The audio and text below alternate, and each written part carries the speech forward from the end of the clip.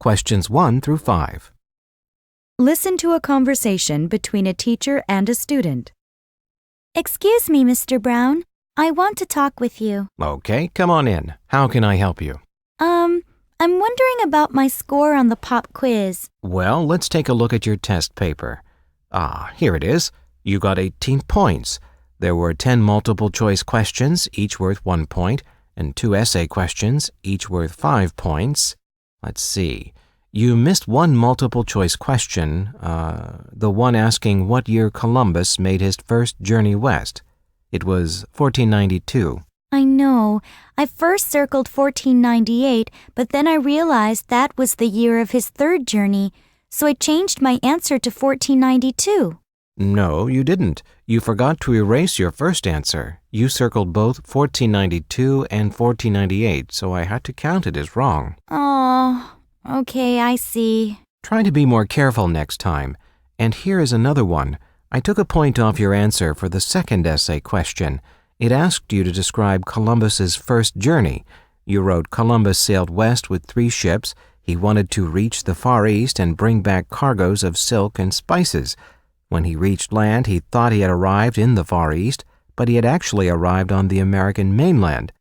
Well, you did a good job, but the last part is incorrect. He did not reach the American mainland on his first journey. It was on his 4th journey. He landed on an island near America instead. So I gave you 4 points. Is that clear about your score? Yes, sir. Thank you. Now get ready to answer some questions about the conversation. 1. What are the speakers mainly talking about? 2. What is true about the pop quiz? 3. What mistake did the student make? 4. According to the conversation, why did Columbus sail west? 5. What is true about Columbus's first journey? Choose 2 answers. Questions 6 through 10. Listen to a lecture in a biology class. As you know, there are 6 common animal groups: mammals, birds, reptiles, fish, amphibians, and insects. So far, we've studied 2 of them, mammals and birds. Today, we're going to learn about reptiles. Can you name some reptiles? Snakes, lizards, turtles, tortoises. What else? Yes, alligators and crocodiles. They are all reptiles. Let's take a look at what those reptiles have in common. First, they have dry, tough, and scaly skin. Also, their skin is thick and waterproof to keep moisture from leaving the body. One interesting thing is most reptiles shed their skin as they grow. Second, they usually have short legs and toes with claws, but some, like snakes, have no legs at all. Third, they breathe with lungs.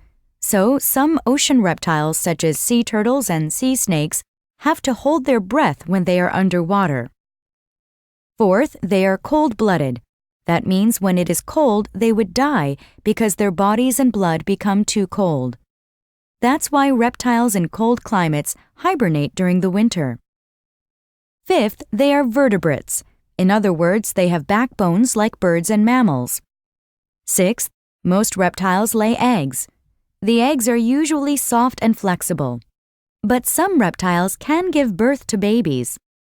For instance, the green anaconda carries its eggs for 6 months inside the body until they hatch. Then 20 to 40 babies are born in the water at the same time. Now get ready to answer some questions about the lecture. 6. What is the main topic of the lecture? 7. According to the lecture, what is the characteristic of vertebrates?